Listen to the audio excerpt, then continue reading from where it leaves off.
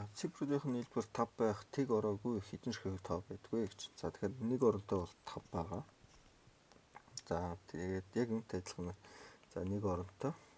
За нэг оронтой бол ганц 5 тоо байгаа. Ганц ширхэг. За 2 оронтой.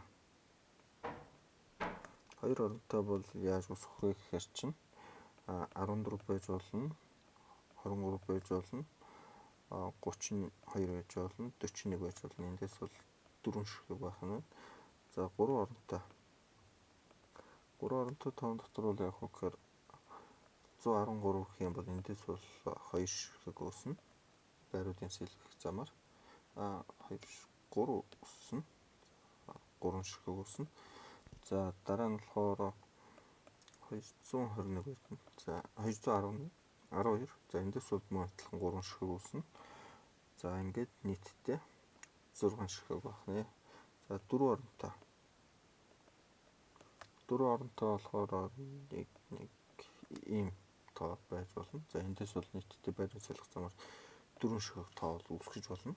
За 5 оронтой болохоор 5 оронтой тоо бол дан нэгүүдээс бүтсэн 1 гэсэн 1 ширхэг тоо байгаа. За нийтдээ болохоор за энд 10 11 за 10 6 ширхэг тоо үүсгэх нэ.